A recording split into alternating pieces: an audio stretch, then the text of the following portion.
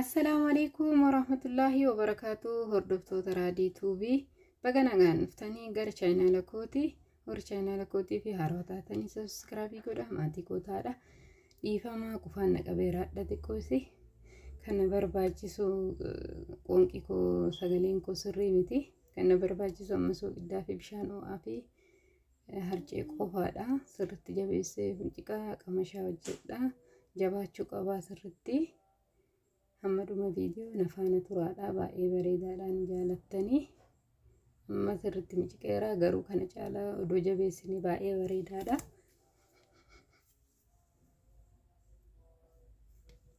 Akkanumatti amma immoo maal goona maashina qopheeffadheeraa katti godhuu jechuudha.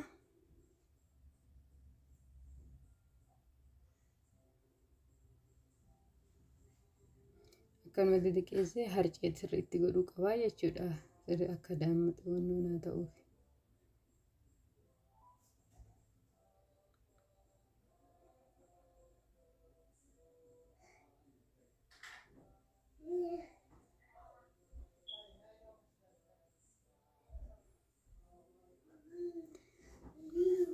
Akkanatti isinaa jechuudha harcee.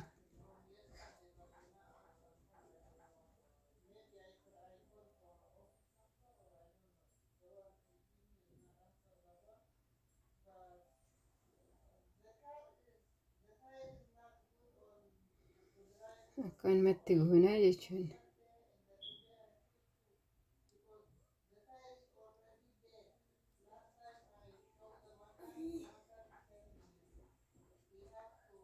Baay'ee bareedaadha. Bitadhaadha. Amazon irra ni jira. Yeroo baay'ee nu fayyada. Akkanumatti gooneetiin gosinee oobinii keessa kennee yeroo barbaannetti hojjetanii nyaachuun ni danda'ama. Ijoollee fillee namni ijoollee qabdan kana hojjettanii yoo jaalatan akka paastaa dhadhaadhaan hojjetanii nyaachisuun ni danda'ama.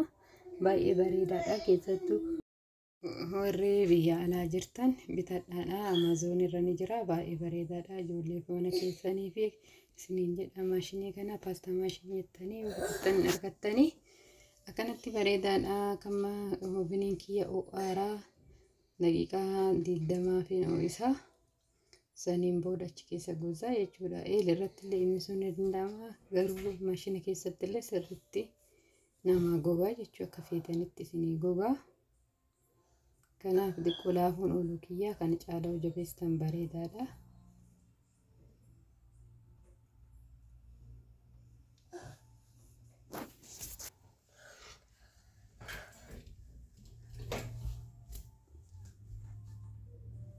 Kana fakkaataa baay'ee bareeda ta'eera.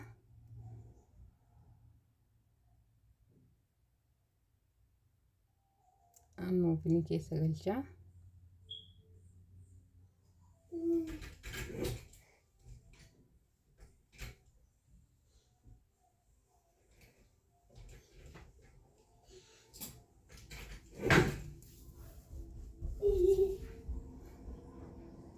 Amma sirriitti haphisee onnoo godheetiin oobinii keessa galchaa jechuudha.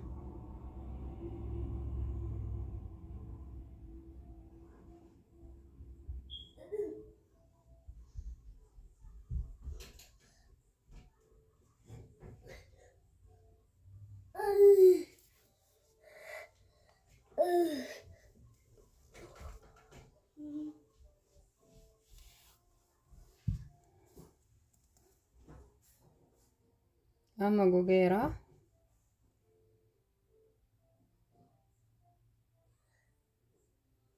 Takka akkana bittinneessee ammallee itti deebisaa jechuudha. Sirrii haa gogu. Keessattuu yeroo kaa'uu yeroo saniin hojjennee yoo kaa'uu barbaanne sirriitti goguu qaba.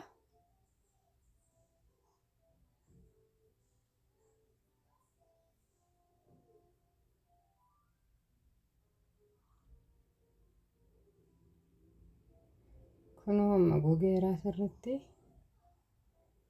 Amma bishaan koo daffaa jira.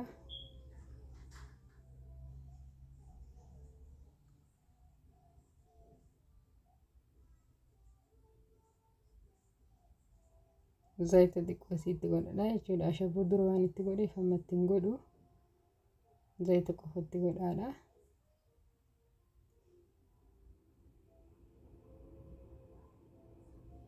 bakka takkitti waliin akkana ga'ee hin tuquu jechuudha. Beeknu fumaan bishaan fixatutti itti qadaadee bakka fumaan fixataa ibidda jala ga'ee dheeressinee suuta jedhee akka bilchaatu goonaa jechuudha. Akka inni bilchaatu. Kun bishaan fixataa raammoo fumaan fixataa ibidda jala sirriitti gad hir'isuu qabna. Suuta fumaan fixatee gogaa isaa ta'a jechuudha. Kun amma sirri fixateera. Amma sirriitti immoo sirri gogee fixateera. Amma ni baafanna. Qorii kiyya qopheeffadheera. Yaa isaan himatti nyaannaa isin nyaatti haa toluu fi qoriidhaan nyaannu baay'ee nutti tola.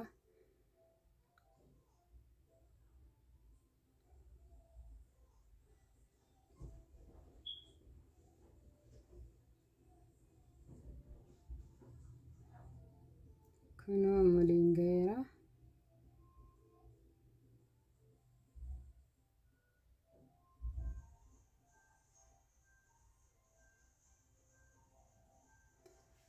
Kunoo akkanatti baafadheera onaa garagalee nan yaalame.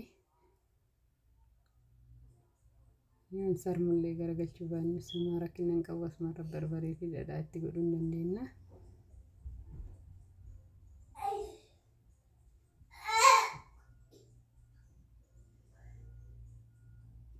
Garagalfadheera kunoo kana fakkaata akka jaalattan abdiin qaba. Amma dhadhaa akkuma isin barbaaddan itti godhattanii jechaadha. Osoo mooqqaa qabaadhee bareeda ture. Fal'aanni kun baay'ee addaan hin qabu mooqqaan osoo jala ga'a. Kanaaf addaan illee qabuu baattanii irra naatti naquu hin dandeettanii. Dhadhaan baay'ee hin barbaadu.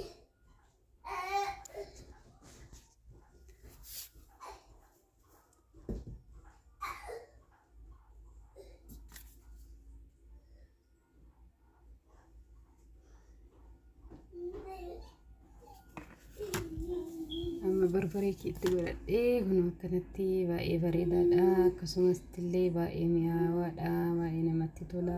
Keessattuu nu warra biyya alaa jirru baay'ee salphaadha. Haaluma salphaadhaani kanatti godhannee nyaata biyya keenya nyaachuu dandeenya jechuudha.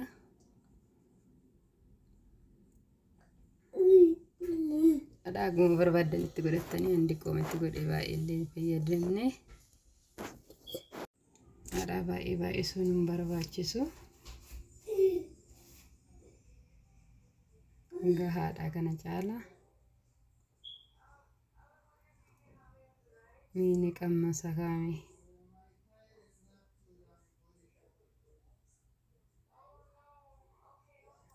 Waaw. Baay'ee mi'aa dhugaa rabbi. Baay'ee mi'aawaa. Kajaalatan abdii qabaa. Hoo jaalattanii laayikii godhaa, sheerii godhaa. Viidiyoo biraatiin hamma walitti deebinutti nagatti naa tura. Qoonqa kootii fi naaf oolchaa.